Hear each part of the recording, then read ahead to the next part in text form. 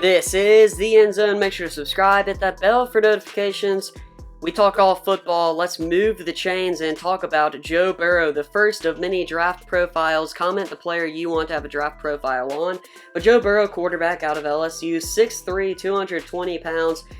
Just an electric quarterback from LSU, won the national championship, had a Cinderella story.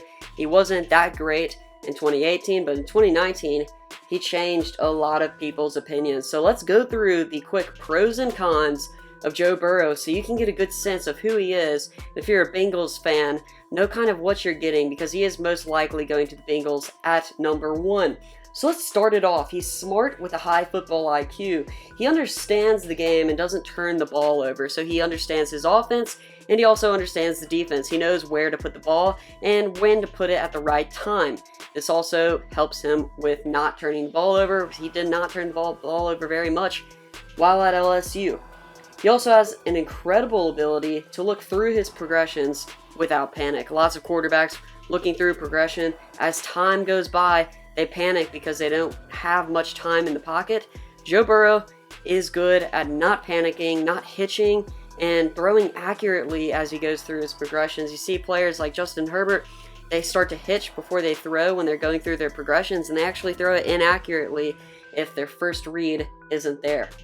Burrow is also an incredible decision maker, and he's decisive. What I mean by that is when he's passing, he knows where he wants to go with the ball, and if he has to run, he will run. He makes his decision and he just goes with it. And that's what makes him so great. He makes quick decisions that help his team and help his offense.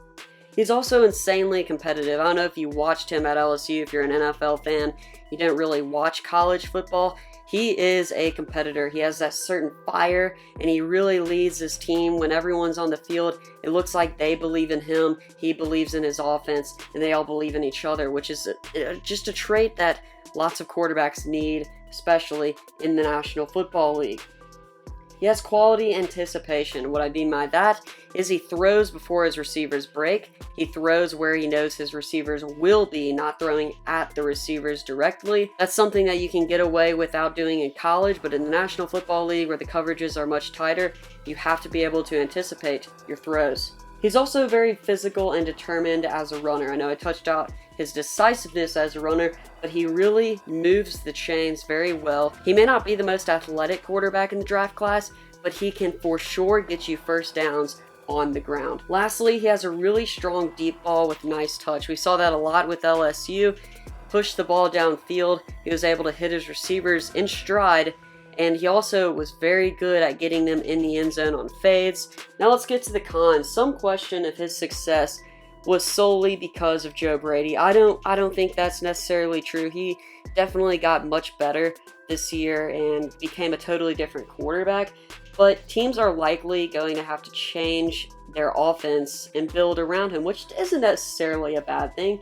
If you're wondering what type of scheme fit Joe Burrow is, that's a West Coast scheme. Lots of doubles. If you don't know what that is, it's where the outside receivers are running fade routes and the inside, the slot receiver, it's really predicated on him. This is something that was carried over from the Saints offense and kind of adapted to college football a little bit. That's a lot of what LSU ran, and it's really effective. It is really effective, and it's what Joe Burrow got famous for. He was able to push the ball down the field, and it really built up his passing yards and passing touchdowns. So I don't necessarily know if that's a bad thing, but some people pin that against him because I feel like you couldn't put him in to offense where you're going under center. You probably have to run it out of the shotgun. His boundary throws also aren't the greatest outside the numbers. It's probably his weakest throws.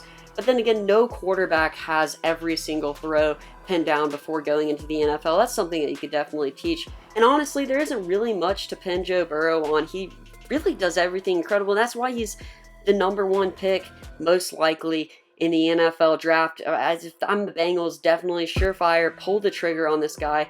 He can definitely become that franchise quarterback that the Bengals really need. They just need to build around him. I agree with most scouts as they need to change their offense to the West Coast offense to build around Joe Burrow. If you're going to go all in, if you're going to go ahead and draft a number 1, why not build around him? I want to know what you think down below, and comment the players who you want a complete draft profile on in the comment section below. Thanks for watching the End Zone. Make sure to like, subscribe, and comment so we can move the chains.